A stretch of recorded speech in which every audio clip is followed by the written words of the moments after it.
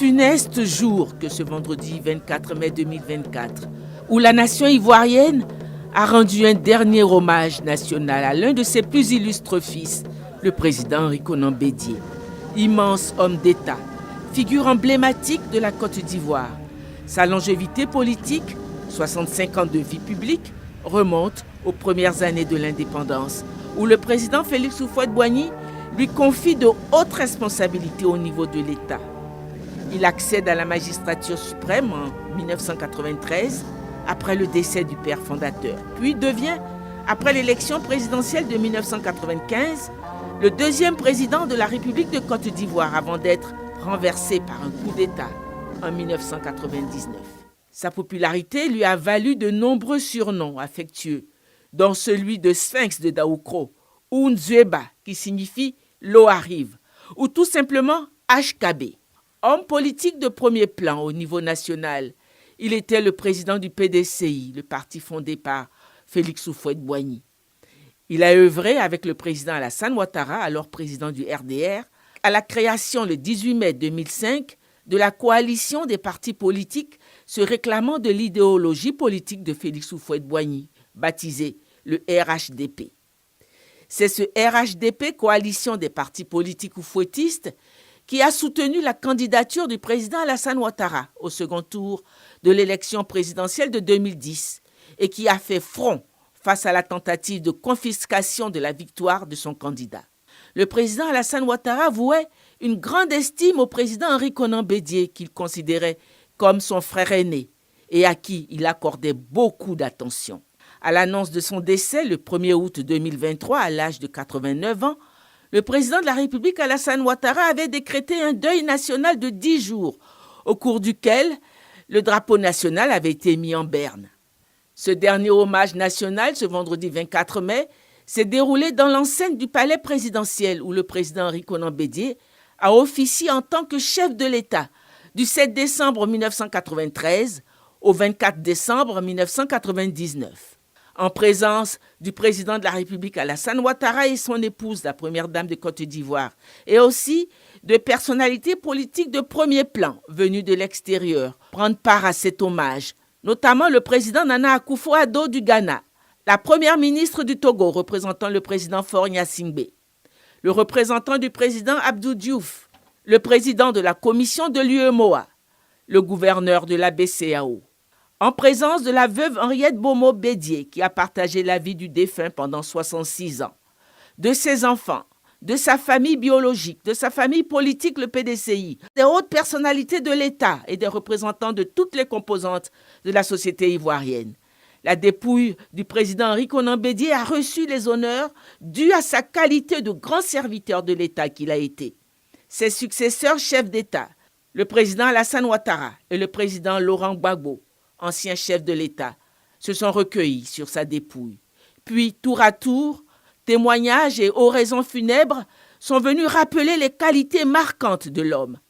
Je peux dire, sans risque d'être démenti, que tous ceux qui ont eu la chance d'approcher le président ne pouvaient être que frappés par son affabilité, sa gentillesse, sa politesse.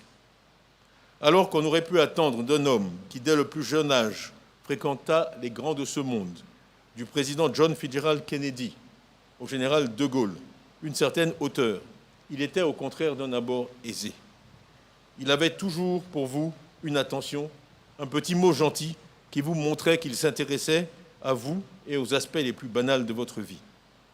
Humain, attentionné, gentil. C'était cela, l'homme qui se cachait sous une apparence peut-être un peu austère au premier abord. Non, le président Bédié n'était pas austère. Je crois simplement que c'était quelqu'un de discret, d'intensément privé. La famille était une chose extrêmement importante pour lui. Il adorait son épouse, ses enfants, ses petits-enfants, qui sont tous ici ce matin et que je salue avec déférence et affection. Nous pouvons tous être fiers du président Bédié, qui a été, aux côtés du président Félix Houphouët-Boigny, l'un des acteurs principaux de ce qu'il est convenu d'appeler le miracle économique ivoirien. Il a été le promoteur de la loi relative au domaine foncier rural en 1998, promoteur des programmes économiques Chaîne Avion, Chaîne PAC, Agripac, ancêtres des actuels supermarchés, créateur de nombreuses sociétés d'État, initiateur du programme des fonds sociaux, initiateur d'un programme ambitieux de développement d'infrastructures, communément connu sous le nom des 12 travaux de l'éléphant d'Afrique, etc., etc. Permettez qu'à ce stade, je me tourne de nouveau vers vous, Monsieur le Président de la République, pour vous remercier très sincèrement pour votre implication personnelle et celle du gouvernement dans l'organisation des funérailles de feu le Président Bédié. Excellence, Monsieur le Président, nous imaginons la peine et la douleur que vous cause cette séparation d'avec celui à qui vous avez toujours rendu les honneurs liés à sa stature et son rang et que vous appeliez si affectueusement « cher aîné » ou « grand frère ». Vous avez ainsi souhaité qu'une des premières réalisations majeures de vos mandats porte son nom et nous sommes tous fiers de notre pont Henri Konan Bédié. Donc merci, Monsieur le Président, encore une fois. Merci au gouvernement de Côte d'Ivoire. Oui, le président Henri Konan Bédié était surtout un homme de paix qui a consacré sa vie à construire la paix. Nous nous souvenons de son engagement total et sans réserve pour la richesse de la paix, de sa présence au cœur des débats et des négociations en Côte d'Ivoire, en Afrique et dans le monde, où chacun de ces mots avait une signification profonde pour une conciliation véritable en vue de ramener la paix en Côte d'Ivoire. Cette dimension d'homme de paix se perçoit également dans la grande responsabilité que le père de la nation, Félix Houphouët-Boigny, lui avait confiée en faisant de lui le protecteur du prix UNESCO Félix Houphouët-Boigny pour la richesse de la paix. Excellence, Monsieur le Président de la République, permettez que je sacrifie un devoir humain en adressant à vous-même ainsi qu'à votre épouse l'expression de nos condoléances les plus émues. En effet, votre douleur est d'autant plus grande que l'illustre disparu n'était pas simplement pour vous un acteur politique avec lequel vous partagiez la même source de sagesse qu'est le président Félix Houphouët-Boigny. Il était pour vous un interlocuteur avisé.